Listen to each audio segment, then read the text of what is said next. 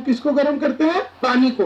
तो पानी को जब हम गर्म करते हैं तो पानी जब गर्म होता है ना बच्चों, तो क्या होता है, तो पहले तो उसका टेम्परेचर बढ़ता है, लेकिन वो टेम्परेचर बढ़ते बढ़ते बढ़ते बढ़ते जाता है और एक समय ऐसा आता है जब उसका टेम्परेचर कितना होता है, 100 डिग्री सेल्सियस। ठीक है, तो फिर उसके बाद अगर हमने उसको हीट एनर्जी दिया तब भी उसका टेम्परेचर बढ़ता नहीं। ठीक है, उसका टेम्परेचर बढ़ता नहीं, उसका टेम्परेचर जितना है उतना ही रहता है, बराबर। लेकिन वो जो उसके अंदर जो पानी था, जो कौन सी स्टेट में था, लिक्विड स्टेट, वो कौन सी स्टेट में जाता है, gaseous state. H2O liquid is converted into H2O gas, and as this H2O liquid is converted into H2O gas, ठीक है, इस प्रोसेस में, इस प्रोसेस को हम क्या कहते हैं बच्चों, vaporisation. This process is called vaporisation. और इस वेपोराइजेशन की प्रोसेस में क्या हो रहा है कि टेम्परेचर कैसे रह रहा है, कांस्टेंट। ठीक है, तो ऐसी प्रोसेस, कैसी, ऐसी जिसके दौरान टेम्परेचर कैसा रहता है, कांस्टेंट। ऐसी प्रोसेस को कांस्टेंट रहता है मतलब क्या रहता है, सेम। और सेम के रिलेटेड एक वर्ड है क्या, आइसो। ठीक है, और टेम्परेचर के रिलेटेड वर्ड है थर्मल, और इसीलिए इस प्रोसेस को हम कहते हैं isothermal process. So what is the isothermal process? Do you understand? The process in which the temperature of the system remains constant. It's called isothermal process. ठीक है, ये ऐसी प्रोसेस है जिसके दौरान सिस्टम का टेम्परेचर कैसा रहता है, कांस्टेंट। ऐसी प्रोसेस को हम कौन सी प्रोसेस कहते हैं, isothermal process. So what do you mean by this isothermal process? Do you understand? चलो ऊपर देख के सब बोलेंगे once more. What is isothermal process? The process in which the temperature of the system remains constant. It's called isothermal process. It's called isothermal process. समझ गए सब लोग? तो isothermal process में टेम्परेचर कांस्टेंट है, मतलब इनिशियल भी टेम्परेचर 100 और फाइनल भी टेम्परेचर 100। तो T2 minus T1 is nothing but the change in temperature. 100 minus 100 0। और इसीलिए इस आइसोथर्मल प्रोसेस के लिए डेल्टा टी की वैल्यू क्या रहेगी, 0, बराबर। और हमेशा के लिए ध्यान में रखना, टेम्परेचर इंडिकेट करता है कि बॉडी के अंदर एनर्जी कितनी है। कौन सी एनर्जी स्पेशली बच्चों, इंटरनल एनर्जी। बॉडी के अंदर इंटरनल एनर्जी कितनी है यह इंडिकेट करने का कार्य कौन करता है, टेम्परेचर। सो इंटरनल एनर्जी कौन बताता है, टेम्परेचर। तो अगर क्या हुआ, क्या बढ़ गया बच्चों, टेम्परेचर बढ़ गया, मतलब बॉडी की क्या बढ़ गई, इंटरनल एनर्जी बढ़ गई। अगर क्या कम हो गया, टेम्परेचर, तो बॉडी की क्या कम हो गई, इंटरनल एनर्जी। ठीक है, बॉडी की क्या कम हो गई, इंटरनल एनर्जी। सो ध्यान में रखेंगे बच्चों, this temperature indicates the which energy, internal energy. और अगर टेम्परेचर चेंज नहीं हो रहा, मतलब क्या चेंज नहीं हो रही है, इंटरनल एनर्जी भी चेंज नहीं हो रही है। और इंटरनल एनर्जी चेंज नहीं हो रही है मतलब डेल्टा यू भी क्या है, 0। वंस मोर, डेल्टा टी भी क्या है, 0, डेल्टा यू भी क्या है, 0। So keep in your mind, if temperature does not change, so there is no change in its internal energy and there is no change in its enthalpy, sorry what, temperature। ठीक है, तो great concept, बस हमें कुछ नहीं, बस इसी को यूज करना होता है। जैसे भी किसी ने बोला आइसोथर्मल, तो आप दो बातें बोलेंगे। कौन सी दो बातें, delta T is equal to 0, delta U is equal to 0। सब बोलेंगे once more, isothermal, delta T is equal to 0, delta U is equal to 0। Once more, isothermal, delta T is equals to 0, delta U is equals to 0। ठीक है, this is for which process, isothermal process। once more, for isothermal process क्या concept, delta T is equals to 0, delta U is equals to 0। समझ गए? तो this is for the which process, isothermal process। ठीक है, समझ गए कौन से प्रोसेस को आइसोथर्मल प्रोसेस कहेंगे।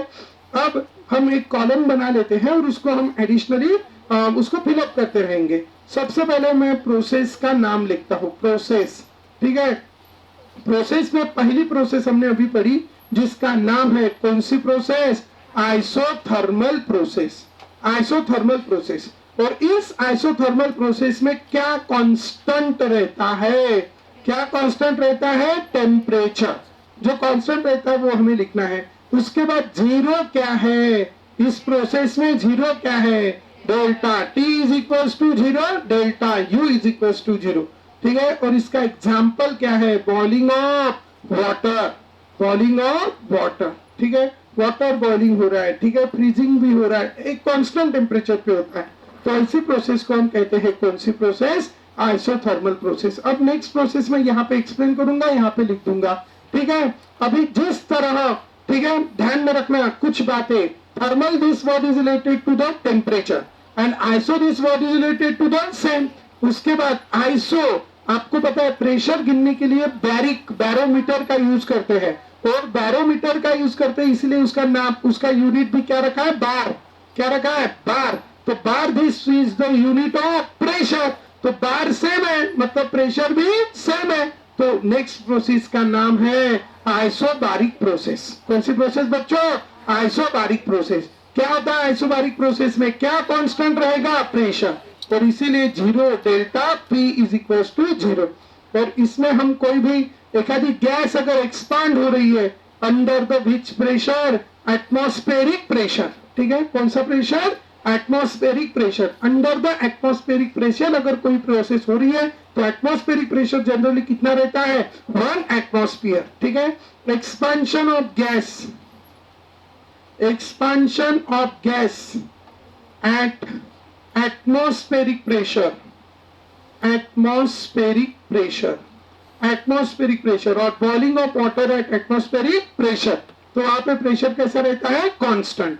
ठीक है, दूसरी प्रोसेस हो गई आइसोबारिक प्रोसेस, उसी के रिलेटेड एक वर्ड है और iso. Iso this word is related to the same and choric या हम उसको प्यार से कहते हैं चोरिक। ठीक है, तो कोरिक और चोरिक, तो it is what, isochoric process. कौन सी process, isochoric process. Isochoric process में क्या कांस्टेंट रहता है, वॉल्यूम। ठीक है, वंस मोर, आइसोकोरिक प्रोसेस में क्या कांस्टेंट रहता है, वॉल्यूम। और वॉल्यूम अगर कांस्टेंट है तो क्या, delta V is equal to zero. ठीक है, वंस मोर, वॉल्यूम अगर कांस्टेंट है तो क्या, delta V is equal to zero. ठीक है, एग्जांपल इसका हम क्या कह सकते हैं, gaseous reaction in a close container. Container अगर क्लोज है तो गैस ऐसा है कि 2 मोल भी रहे तो पूरा वॉल्यूम ले लेती, और 4 मोल भी रहे तो पूरा वॉल्यूम ले लेती। और इसीलिए हम कह सकते हैं कौन सी reaction, gaseous reaction. Gaseous reaction in which container, closed container. Gaseous reaction in closed container is the example of isochoric process. तो ये हो गई हमारे पास 3 टाइप की प्रोसेस। अब लास्ट वाली प्रोसेस का नाम है adiabatic process, adiabatic, adiabatic process. तो व्हाट इज दिस, इस एडियाबैटिक प्रोसेस में कांस्टेंट क्या रहेगा ये तो नहीं बता सकते, लेकिन वेरी इंपॉर्टेंट चीज Q is equal to zero. मतलब सिस्टम ना बाहर से हीट एनर्जी एब्जॉर्ब करती है, ना बाहर हीट एनर्जी इवॉल्व करती है। ठीक है, ये सारी चीजें आपके पास लिखी है। ठीक है, तो इसलिए लिखना नहीं, क्योंकि लिखा तो क्या हो जाएगा, वो लर्न हो जाएगा, और अगर लर्न हुआ तो क्या होगा, एग्जाम में मार्क्स बढ़ जाएंगे, फिर घर वाले चिल्लाएंगे। बराबर, म्हणून लिहायचं नाही, मस्त असं हाताची घडी करून बसायचं मस्त। ठीक आहे, पण लिहायचं नाही, कळलं, लिहिलं तर काही समजलं ना, महाविनाश होऊन जाईल। ठीक आहे, हा, लिहिलं तर पाठच होऊन जाते। ठीक आहे, म्हणून लिहायचं नाही। ठीक आहे, हा, मस्त विचार करत बसायचं इकडला तिकडला। ठीक आहे, व्हेरी गुड, चल द्या। ठीक आहे, पण लिहत नाही तर अजूनही। ठीक आहे, तो वन्स मोर, कौन सी प्रोसेस, एडियाबैटिक प्रोसेस। तो what is this adiabatic process, in this adiabatic process what happen, अरे Q is equal to zero. ठीक है, वंस मोर, क्या, adiabatic, Q is equal to zero. Isothermal, delta T is equal to zero, delta U is equal to zero. Isobaric, delta P is equal to zero. ठीक है, तो और इसमें हम बोल सकते रिएक्शन इन थर्मोप्लास्ट। थर्मोप्लास्ट में क्या होता है, ना हीट अंदर बाहर से अंदर आती है, ना अंदर से बाहर जाती है। तो reaction in thermoflask, reaction in thermoflask, thermoflask में जो रिएक्शन होती है उस रिएक्शन को हम कौन सी प्रोसेस कहते हैं, एडियाबैटिक प्रोसेस। क्लियर है, तो in this way we have this isothermal process, isobaric process, isochoric process and adiabatic process. तो ये हमारे पास अलग अलग प्रोसेसेस हैं। तो प्रोसेस एक कांस्टेंट टेम्परेचर पे, कांस्टेंट प्रेशर पे, कांस्टेंट वॉल्यूम पे, जीरो क्या है इसमें, delta T is equal to zero, delta U is equal to zero, delta P is equal to zero. ये अलग अलग चीजें हैं, very very important, very very important, बहुत अच्छे से ध्यान में रखना है, ठीक है। वंस मोर, तो चलो आइसोथर्मल,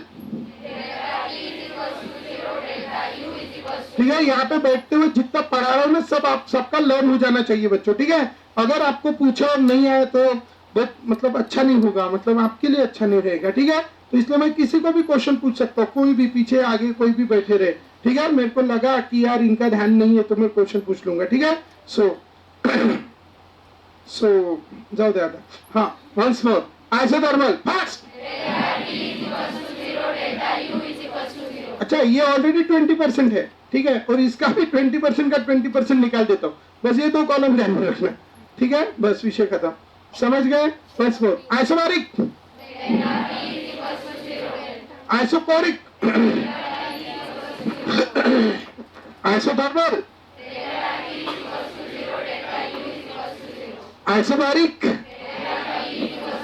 आइसोकोरिक, आइसोथर्मल ना। अभी कैसा है ना, अभी कोई भी एक मैंने कंटेनर ले लिया और इस कंटेनर को, क्या जाने दो कंटेनर, आप ही कंटेनर, आपका ही एग्जाम्पल ले लीजिए।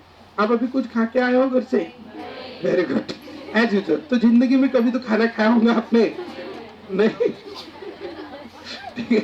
अरे यार साल भर नहीं खाया तो अभी तो देते होंगे ना, एग्जाम हो गया तो नहीं देते अभी भी, ठीक है। तो अभी खाना खा के जस्ट इमेजिन कि आपने क्या खाया होगा, खाना, बराबर। तो खाना खाया होगा, तो अभी खाना खाया, तो अभी क्या कर रहे हो आप, वर्क कर रहे हो, मतलब आपने जो खाने से आपको जो एनर्जी मिली, ठीक है, उस एनर्जी का कुछ अमाउंट काय में कन्वर्ट हुआ, वर्क में हो रहा है, बराबर। और अभी कुछ एनर्जी बची है, मतलब जब आपने खाना खाया तो खाने के पहले आपके बॉडी की एनर्जी सब कितनी जूल थी, 10 जूल, और खाने के बाद आपके बॉडी में अभी टोटल एनर्जी कितनी जूल है, 40, मतलब आपने कितनी एनर्जी खाई, 30, कितनी, 30 जूल इतनी एनर्जी क्या की आपने, एब्जॉर्ब। अब 30 जूल एब्जॉर्ब की, लेकिन अब कुछ 1 घंटे बाद अगर देखा तो ये 30 की 30 रहेगी, क्या हुआ, कम हो गई, क्योंकि कुछ एनर्जी काय में कन्वर्ट हो गई, वर्क में। समझो मैं कहता हूं कि 15 जूल या 16 जूल क्या हो गया, वर्क, अरे क्या हो गया, और बची एनर्जी कितनी फिर आपके पास, कितने जूल, 14 जूल। इतने से आपकी क्या बढ़ी, खुद की एनर्जी, है ना, इतने से क्या बढ़ी आपकी खुद की एनर्जी, मतलब it is the change in आपकी टोटल एनर्जी जो है, that is called which energy, internal energy. कौन सी energy, internal energy. Sum of all other forms of energy is called which energy, internal energy. तो आपकी इतने से क्या बढ़ी, इंटरनल एनर्जी, और इतना क्या हुआ, वर्क, बराबर। तो ये है जो भी अपने एनर्जी एब्जॉर्ब की, तो ऐसे it is the which energy, heat energy. इतना क्या हुआ, इंटरनल एनर्जी में चेंज, और कुछ क्या हुआ बच्चों, वर्क, बराबर। अब दूसरे वर्ड में देखते हैं, वर्क। वर्क 2 टाइप का होता है, एक जो सिस्टम करती है और दूसरा जो सराउंडिंग करती है। इसके लिए हमें डब्बे में गैस भरनी ही पड़ेगी, ठीक है। तो मैंने एक बहुत अच्छा सा क्या लिया है, कंटेनर, और उस कंटेनर को एक क्या लगाया है बच्चों, पिस्टन, और इसमें हमने क्या ले लिए हैं, n moles of ideal gas, ठीक है, n moles of which gas, ideal gas हमने इसमें लिया है। अब n moles of ideal gas हमने इसमें लिया है, and after having this n moles of which gas, ideal gas, अब क्या हो गया कि इसको हमने खिलाई कौन सी एनर्जी, हीट एनर्जी। समझो कितने जूल हीट एनर्जी खिलाई, 40, बराबर। अब क्या होगा, 40 जूल एनर्जी इसने खाई, अब उसकी वजह से ये जो मॉलिक्यूल थे इसके अंदर, उनकी क्या बढ़ गई, एनर्जी। पहले वो ठंडे थे, अब क्या हो गए, गर्म, और इधर उधर क्या करने लगे, दौड़ने लगे। कौन, मॉलिक्यूल, किसके मॉलिक्यूल, गैस के मॉलिक्यूल, और वो क्या करने लगे, दौड़ने लगे। तो वो किसके ऊपर प्रेशर एक्सर्ट करने लगे, पिस्टन, और पिस्टन कौन सी डायरेक्शन में मूव हुआ, अपवर्ड डायरेक्शन। कौन सी डायरेक्शन? Upward direction. तो ये है इनिशियल वॉल्यूम V1 और ये है फाइनल वॉल्यूम V2 बराबर। अब इसके ऊपर क्या एग्जर्ट हुआ? फोर्स। अरे हुआ ना, फोर्स इसके ऊपर क्या हुआ? एग्जर्ट। और फोर्स इसके ऊपर एग्जर्ट होने की वजह से ये कहा गया ऊपर। हमें पता है वर्क, ठीक है। और यहाँ पे जो प्रेशर एग्जर्टेड था, that pressure is a which pressure? External pressure, and it is the which pressure? Atmospheric pressure, ठीक है। ये जो ऊपर का प्रेशर था, that pressure is a which pressure? External pressure, and it was which pressure? Atmospheric pressure. Clear है? तो ये प्रेशर कौन सा प्रेशर है बच्चों? Atmospheric pressure. और as it is atmospheric pressure, ऊपर से जो प्रेशर इसके ऊपर एग्जर्ट हो रहा है, दैट इज एटमॉस्फेरिक प्रेशर। अब क्या हुआ? और इसकी वैल्यू कैसी है बच्चों? कांस्टेंट, ठीक है। अब इसके ऊपर क्या एग्जर्ट हुआ? फोर्स, और उसकी वजह से इसका क्या हुआ? Displacement. We have the concept force into displacement gives you work done. बचपन का कॉन्सेप्ट है, W is equal to force into displacement. क्या हुआ? Work done. वर्क डन हुआ। अब हमारे पास है वर्क। प्रेशर का formula, pressure is equal to force upon area. तो force is equal to pressure into area. तो फोर्स की जगह मैं क्या रख सकता हूँ? Pressure into area into displacement. तो इसका ये एरिया हो गया ये, और डिस्प्लेसमेंट हो गया हाइट। जैसे सिलेंडर होता है ना, सिलेंडर, तो सिलेंडर का एरिया, सॉरी सिलेंडर का वॉल्यूम कैसे निकालते हैं? ठीक है, ये क्या हो गया? पाई आर स्क्वायर से क्या मिल गया? एरिया, और ये हो गई उसकी हाइट। तो हमें क्या मिल सकता है? उसका वॉल्यूम हमें मिल सकता है। उसी तरह ये हो गया एरिया, और ये ds इतना डिस्प्लेसमेंट मतलब क्या हो गई? हाइट। तो area into displacement is nothing but this volume. अब ये वॉल्यूम जितना भी होगा, ये कैसे निकाल पाएंगे हम? अगर मैं कहता हूं उसका इनिशियल वॉल्यूम था 3 लीटर और फाइनल वॉल्यूम है 5 लीटर, तो बताओ इतना वॉल्यूम कितना है? कितना लीटर? 2 लीटर। कैसे निकाला? Final minus initial. कैसे निकाला? Final minus initial. फाइनल को V2 और इनिशियल को V1। तो ये वॉल्यूम जो मैंने V से रिप्रेजेंट किया, we get this volume by 5 minus 3, 5 V2 ए V1। तो यहाँ पे एरिया इंटू डिस्प्लेसमेंट क्या हो गया बच्चों? वॉल्यूम। तो ये हो गया प्रेशर इंटू वॉल्यूम। लेकिन ये वॉल्यूम मिलता कैसे हमें? Easily by subtracting V2 minus V1। समझ गए? तो इसीलिए हमें क्या मिलेगा यहाँ पे? Pressure into volume. वॉल्यूम क्या है? Delta V। ये किसका फॉर्मूला मिल रहा है आपको? वर्क का। किसका फॉर्मूला मिल रहा है? वर्क का। W is equal to P, और ये कौन सा प्रेशर है? External pressure into delta V। Delta V is the change in volume V2 minus V1।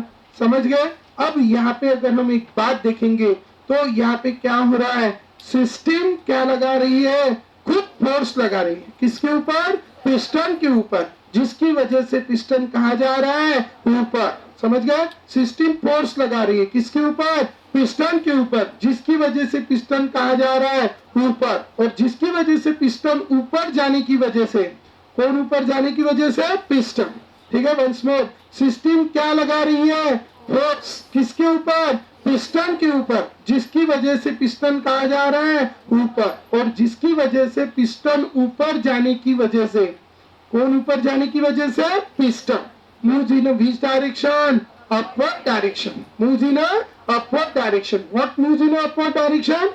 Piston moves in a upward direction. तो piston upward direction में जा रहे हैं, तो W is equals to minus P external into delta V. Piston is moving in a which direction? Upward direction. Clear है? अब क्या हो रहा है? उसके वजह से वो वर्क कौन कर रहा है? सिस्टम कर रही है कि सराउंडिंग कर रही है? सिस्टम, क्योंकि गैस प्रेस कर रही है ना उसके ऊपर, तो वर्क कौन कर रहा है? सिस्टम। किसके ऊपर? सराउंडिंग के ऊपर, है ना? तो उसके उस प्रोसेस की वजह से उस सिस्टम की एनर्जी क्या हो रही है? बढ़ रही है। आप काम करेंगे तो आपकी एनर्जी बढ़ेंगी कि कम होंगी? कम होंगी। तो ये इंडिकेट करने के लिए उसको कैसे रिप्रेजेंट करते हैं? माइनस। कैसे रिप्रेजेंट करते हैं? Minus. What that minus indicate? Do you understand? Work is done by the system on the surrounding।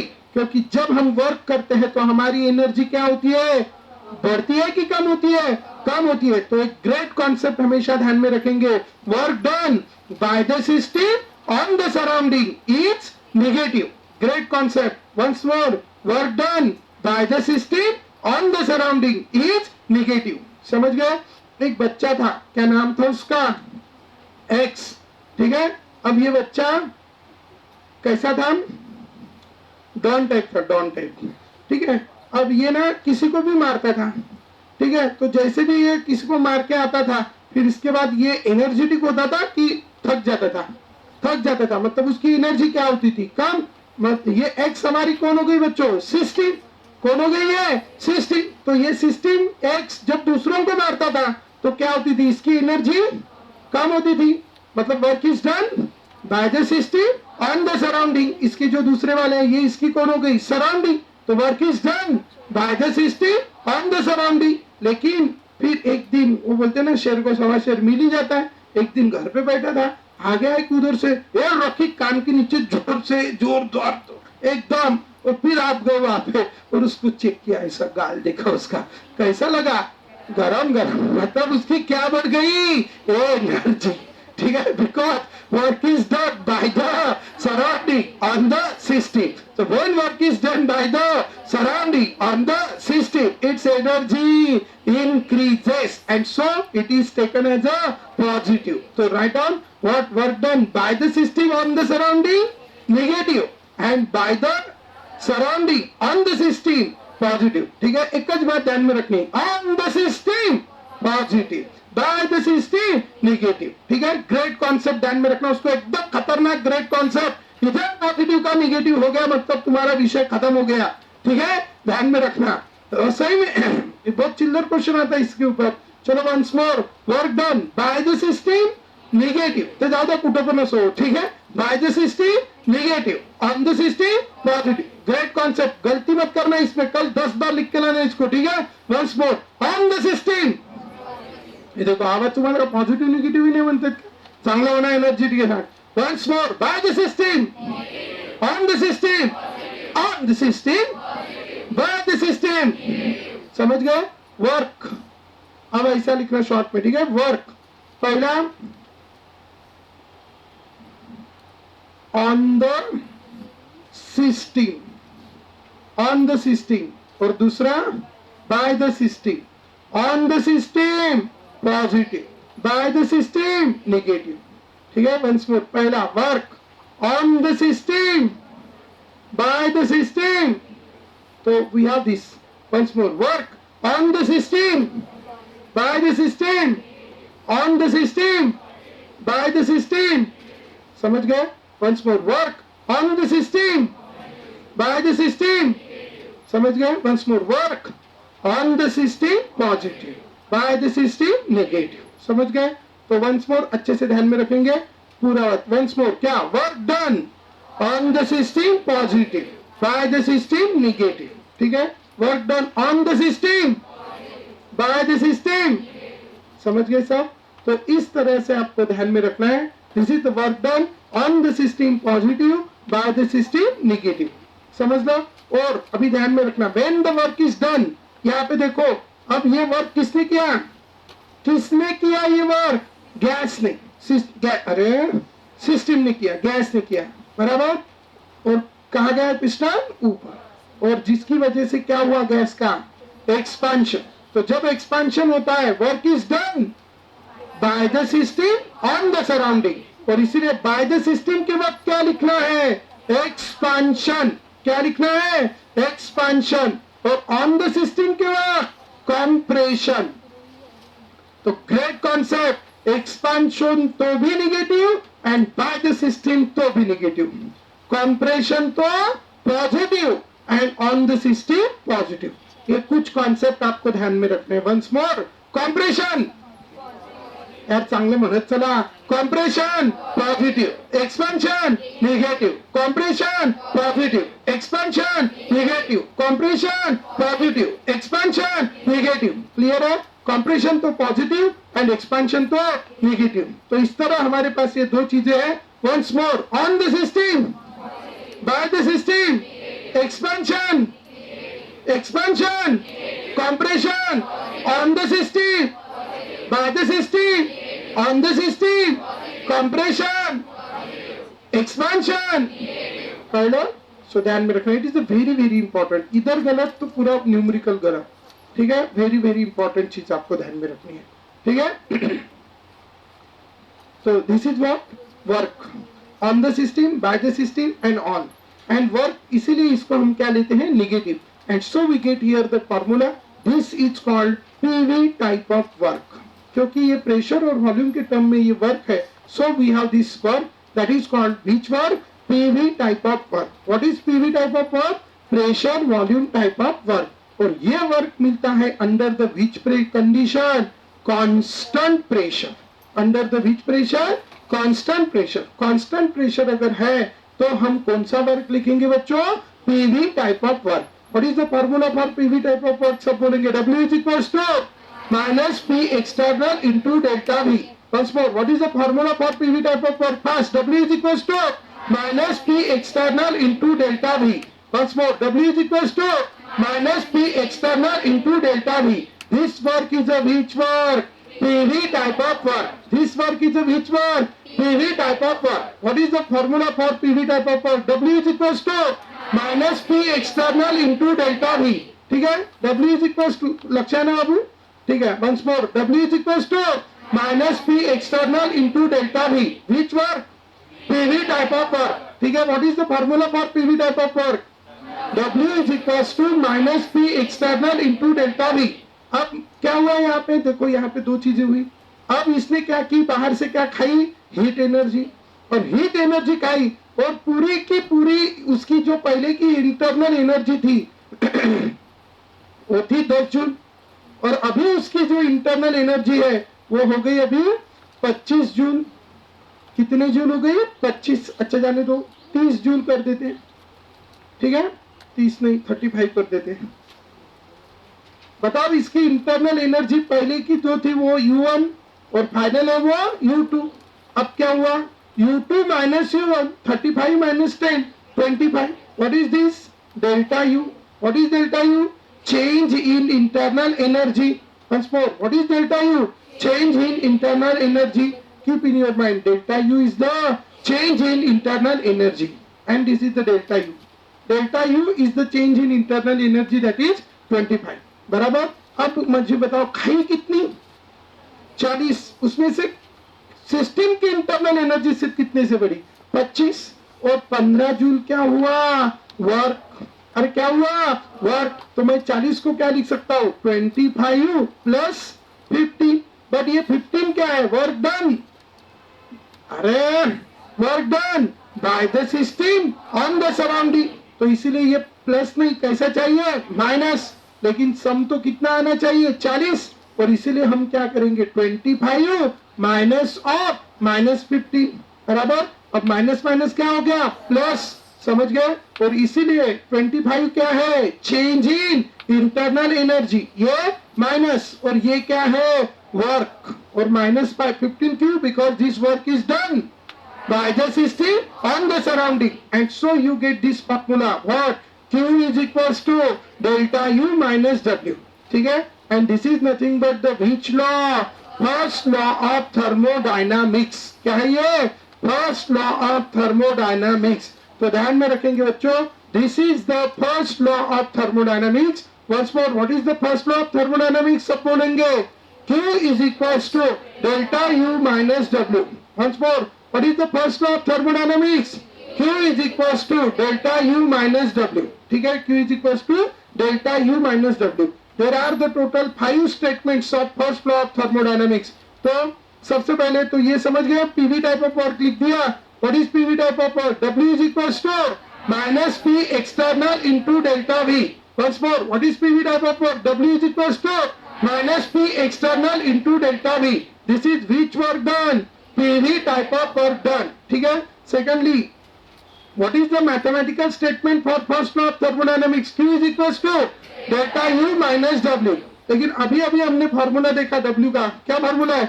W is equals to, जल्दी जल्दी, minus P external into delta V. तो इसकी वैल्यू हम उसमें रखेंगे तो क्या होगा? Q is equals to delta U minus of minus P external into delta V. Minus minus क्या मिलेगा formula, Q is equal to delta U plus P external into delta V. This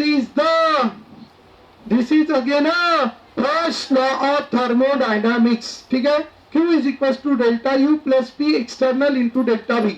ठीक है, मतलब स्टेटमेंट पूछने की बहुत कम possibility है, पूछ भी सकते हैं एक आध बार, लेकिन आपको ये उसके मैथमेटिकल स्टेटमेंट लर्न होने जरूरी है. ठीक है, तो दो स्टेटमेंट आपको ध्यान में रखने हैं. पहला कौन सा मैथमेटिकल स्टेटमेंट क्या है, Q इज इक्वल टू, सब बोलेंगे Q is equal to delta U minus W. Once more Q is equal to delta U minus W. दूसरा Q is equal to delta U plus P external into delta V. ठीक है, once more Q is equal to delta U plus P external into delta V. ठीक है, ऊपर Q is equal to delta U minus W. पहला क्या है, Q is equal to delta U minus W. दूसरा क्या है, Q is equal to delta U plus P external into delta V. समझ गए? तो we have, this is the which statement, mathematical statement for first law of thermodynamics. So what is the mathematical statement for first law of thermodynamics? Do you understand? चलो सब बोलेंगे once more. Q is equals to once more. Q is equals to delta U minus W. दूसरा Q is equals to delta U plus P external into delta V. Q is equals to delta U plus P external into delta V. This is what? सब बोलेंगे this is what? Mathematical statement for first law of thermodynamics. Mathematical statement for first law of thermodynamics. समझ लो? चलाइए समझ. So this is about the first law of thermodynamics. Q is equals to delta U plus P external into delta V. Q is equals to delta U minus W and all these things. और हमारे पास W का formula है. क्या formula W का? W is equals to minus P external into delta V. W is equals to minus P external into delta V. समझ गए सब? Now after having this mathematical statement for first law of thermodynamics and all, अभी मैं कुछ आपको statement बता देता हूँ. क्या है स्टेटमेंट? ठीक है, ये दो लर्न हो गए, W का फॉर्मूला लर्न हो गया. अब स्टेटमेंट क्या है? सबसे पहले energy can neither be created nor be destroyed, only it can be converted from one form to another form. ठीक है, this is the one statement. ठीक है, एनर्जी कैन झालं ते झालं. ठीक है, अभी एक फॉर्म एनर्जी का अगर अपीयर हुआ तो दूसरा फॉर्म क्या हो जाता है? डिसअपीयर. जैसे मैं बोल रहा हूँ, आप बोल रहे हो, तो क्या हो रहा है? कौन सी एनर्जी अपीयर हो रही है? Sound energy. लेकिन हमारे बॉडी के अंदर की क्या कम हो रही है? एटीपी. अरे हमारे बॉडी में जो एडिनोसिन ट्राइफॉस्फेट के फॉर्म में क्या स्टोर रहती है? एनर्जी. वो क्या हो रही है? बढ़ रही है कि कम हो रही है? कम हो रही है. यही तो एक रीजन है कि आप घर को जाके खाना खाएंगे अभी. अरे है ना? नहीं तुम्ही नाही खात पण मी खाईन. ठीक है. 2 नाश्ता वगैरह बीच होईल. ठीक है, कारण इतना बोलने से मेरी एनर्जी कम होती है, आपकी नहीं होती है ना. ठीक है, चलो जाऊ द्या. म्हणून तर असे लहान लहान तोंड करून बसता हूँ संध्याकाळी. ठीक है, तो वंस मोर कहा थे हम? एनर्जी. ठीक है, कहा थे हम? एनर्जी. तो हमारी एनर्जी क्या हो जाती है बच्चों? कम. है ना? क्यों कम होती है? क्योंकि एक फॉर्म की एनर्जी जब अपीयर होती है तो दूसरे फॉर्म की एनर्जी क्या होती है? डिसअपीयर. तो इसीलिए क्या कहते हैं? When one form of energy appears then an equivalent amount. कैसा? Equivalent amount of another form of energy disappear. Disappear. ठीक है, एक अपीयर होंगी तो दूसरी क्या होंगी? डिसअपीयर. ठीक है. सेकंडली, इस यूनिवर्स के अंदर जो इतनी भी एनर्जी है वो सब एनर्जी कैसी है? कांस्टेंट. सिर्फ क्या चालू है? क्योंकि अब अपनी बॉडी के अंदर की एनर्जी गई, वो हम कौन हो गए? सिस्टम. और हमारे बाहर सब कुछ जो है वो कौन है? सराउंडिंग. तो किसकी एनर्जी कम हो गई? सिस्टम. और किसकी बढ़ गई?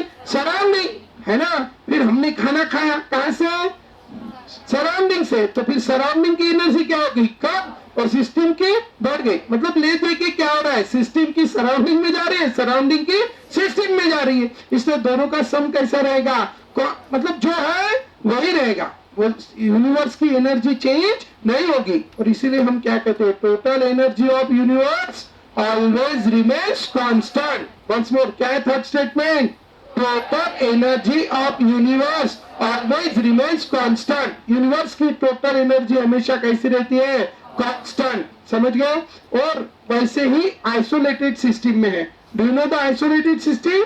आइसोलेटेड सिस्टम वो है जो सराउंडिंग के साथ ना हीट एनर्जी देती है ना हीट एनर्जी लेती है। ऐसी सिस्टम को हम कौन सी सिस्टम कहते हैं? Isolated system. ठीक है, जैसे हमारा थर्मोप्लास्ट, ना हीट बाहर जाती है ना हीट अंदर आती है, और इसका क्यू क्या रहता है? 0।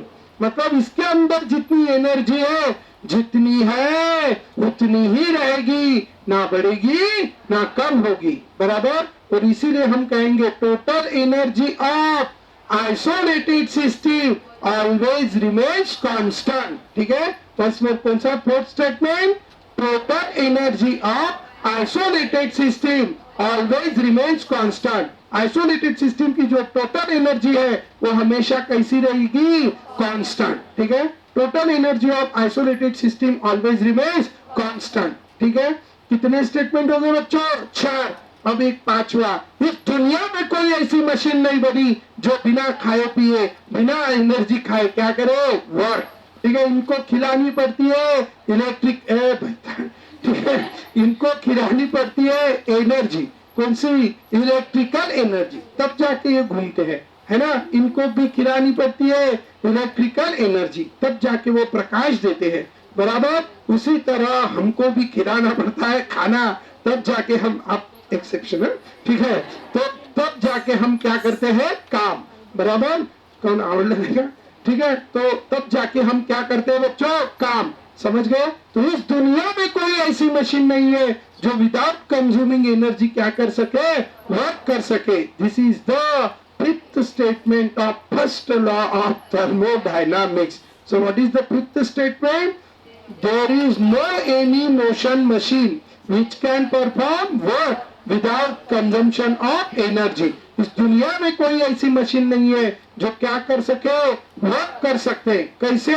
Without consumption of energy. ठीक है, इस दुनिया में कोई ऐसी मशीन नहीं है जो वर्क कर सके विदाउट कंजम्पशन ऑफ एनर्जी। ठीक है, तो इस तरह there are how many statement? 5 statement of first law of thermodynamics. एक एक करके सब बोलेंगे। First, energy can not be destroyed, only it can be converted from one form to another form। Second, total energy of universe always remains constant। Next, total energy of isolated system always remains constant। ठीक है, then one form of appears, then an equivalent amount of another form of energy appears and disappear। पहले appear नंतर disappear and last, there is no any motion machine which can work without consumption of energy। ठीक है, without consumption, इकडे लक्षात आहे काय काय कसे, ठीक है। तो once more, without consumption of energy। थोडं जोरात बोलत जा, ऐकायला जात तिला बाजूचीला, ठीक है। सो once more, हाँ सांग बरं बेटा, तू दोघी पण उभे राहा, ठीक आहे, भालो कर। हाँ, अरे I want to know what is the any one statement of first law of thermodynamics। उभी राहा लवकर, तुम्हाला चांगल्याने पहिलेच वॉर्निंग दिली होती मी। नाही, चला उभा राहा लवकर। I want to know any one statement of first law of thermodynamics। उभा राहा लवकर। आता म्हणणं तिथूनच म्हण, जाऊ दे, ठीक आहे, मला कॉन्फिडन्स आहे तुम्हाला नाही येत म्हणून, ठीक आहे। याच्यानंतर लक्षात ठेवा दोघी पण, ठीक आहे, दूर बसा, चला पहा तिकडे, ठीक आहे। तो रिसन, हा हो, so this is about the which law? First law of thermodynamics। very important topic है, ठीक है। हाँ, तो listen, first law of thermodynamics। अब first law of thermodynamics for first law of thermodynamics की मैथमेटिकल स्टेटमेंट तो लिख लिया। चलो फर्स्ट लॉ ऑफ थर्मोडायनेमिक्स, चलो बताओ सब क्या है फर्स्ट लॉ ऑफ थर्मोडायनेमिक्स का mathematical statement? Q is equals to delta U minus W। Q is equals to delta U minus W। ठीक है, this is the one statement. Second statement सब बोलेंगे पास, Q is equals to delta U plus P external into delta V। This is the another statement of first law of thermodynamics. ठीक है, अब हम अलग अलग प्रोसेसेस के लिए लिखेंगे, ठीक है। पहला कौन सी प्रोसेस, आइसोथर्मल प्रोसेस, ठीक है। एक काम करते ना, उसी में लिख लेते, होंगी जगह थोड़ी सी है क्या, ठीक है, नहीं होंगी तो बना लेना, ठीक है।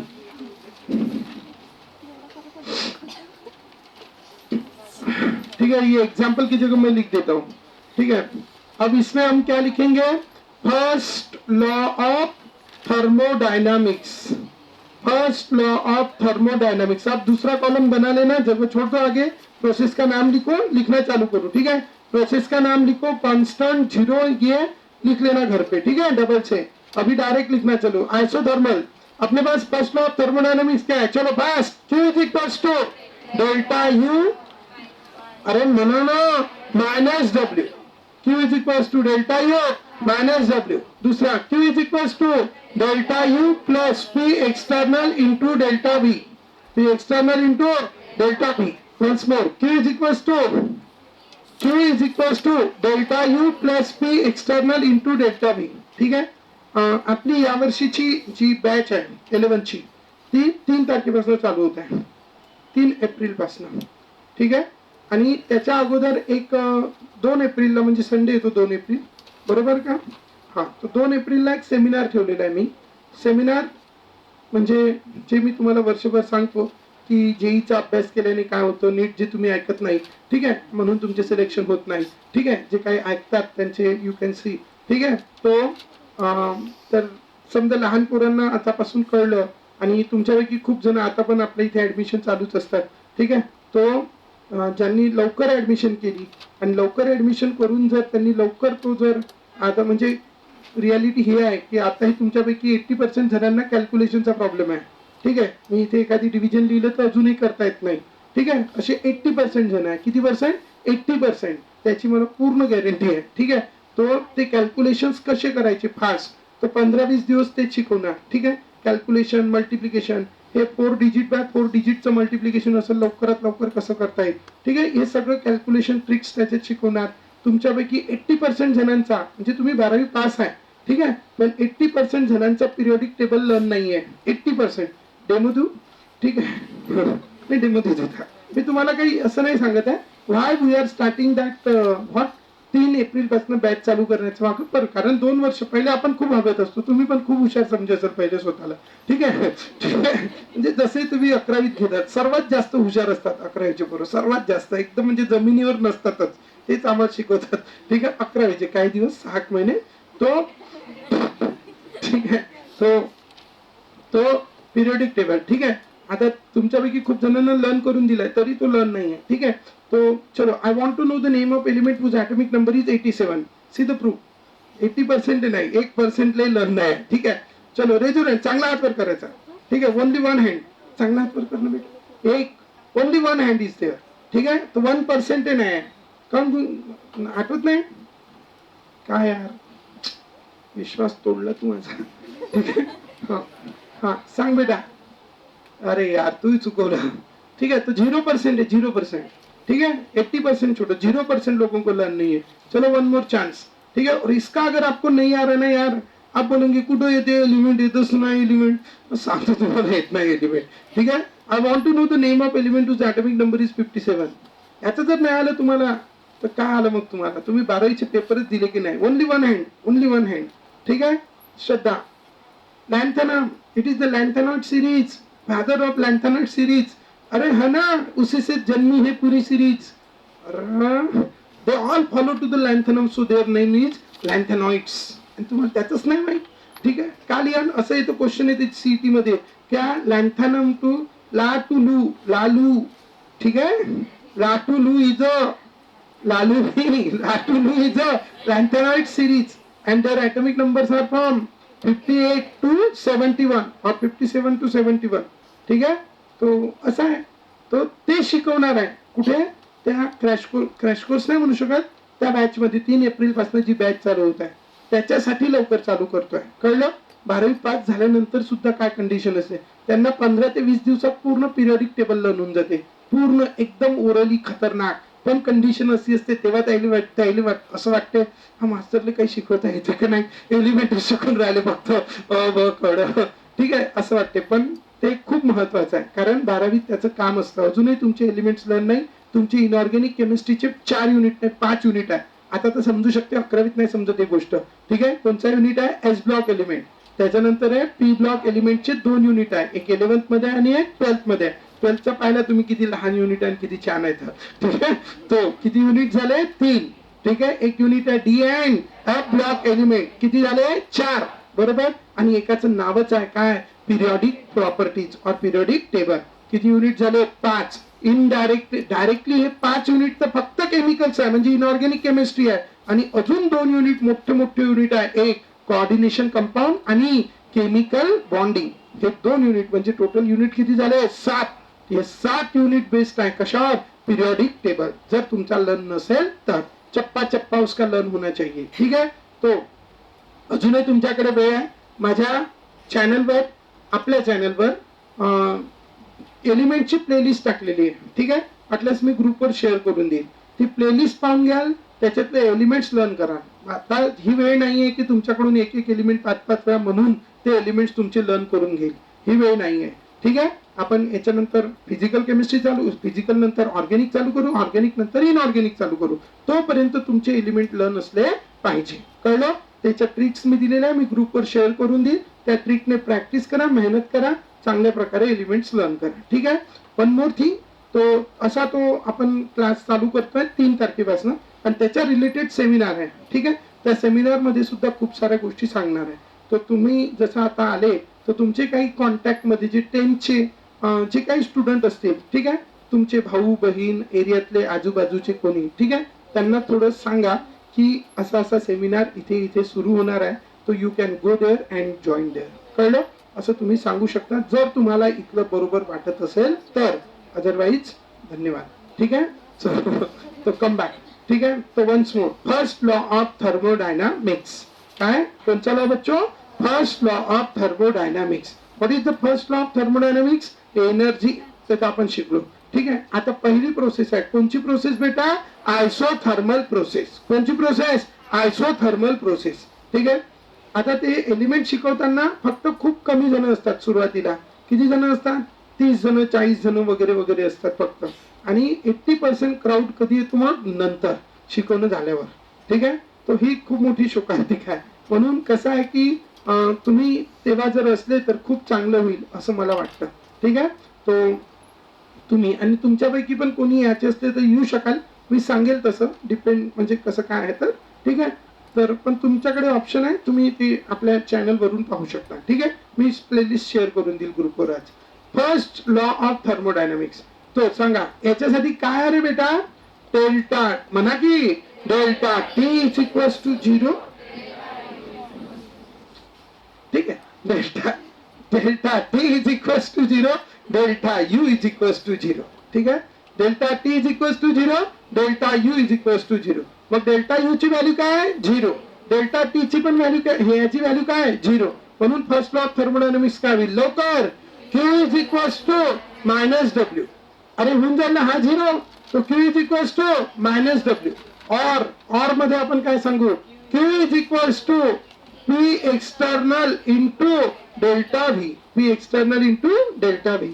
तो Q is equals to minus W, P external into delta V. दुसरं सांगा आयसोबारिक. आयसोबारिक साठी काय असतं? Delta P is equals to 0. आणि जर आयसोबारिक साठी delta P is equal to 0 आहे, परंतु याच्यामध्ये डेल्टा P नावाची टर्म आहे का? नाही. आणि म्हणून हे जसंच्या तसं. याला मी QP म्हणतो. QP म्हणजे heat energy absorb at constant pressure. तो QP is equals to delta U minus W और QP is equals to delta U plus P external into delta V. ठीक है.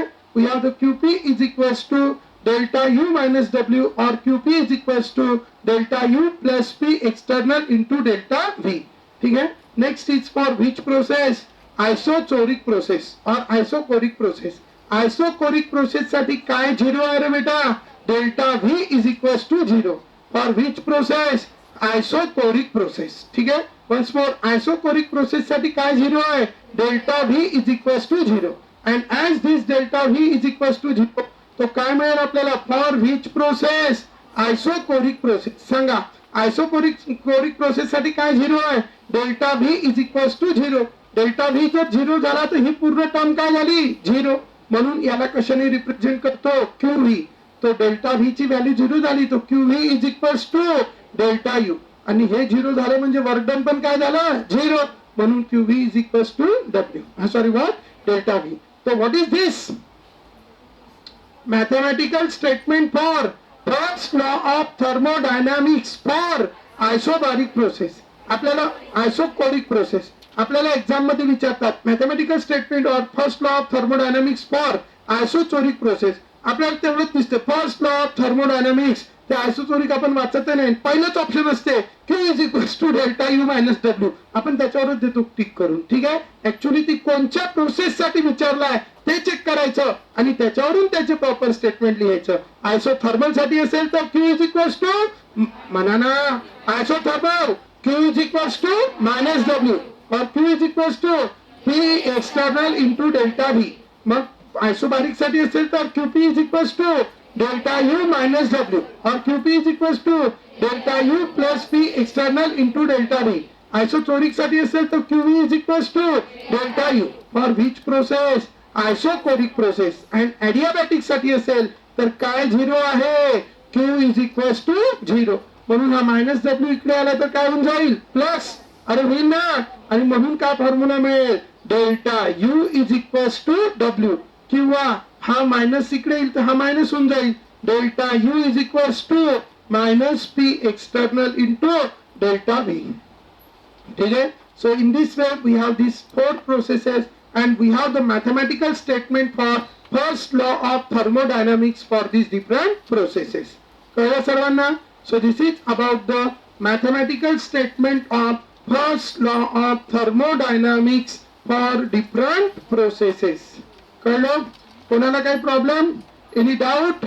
So this is the what, अरे this is what, mathematical statement of first law of thermodynamics. तो हा column किती महत्वाचा आहे समजलं. ते एक्झाम्पल वाला तेवढं महत्वाचं नाही होतं याच्यातलं. ठीक आहे. त्याला काढून टाकलं पण हे एवढं खूप जास्त महत्वाचं आहे. त्याला जर तुम्हाला वाटत असेल तर 5 वेळा लिहून आणा. तुम्हाला याच्यात खूप सारे क्वेश्चन तुम्हाला याच्यावर मिळेल. परंतु कोणाचे करेक्ट येईल, ज्यांना लेक्चर आहे का विचारलं का. ठीक आहे. सो तो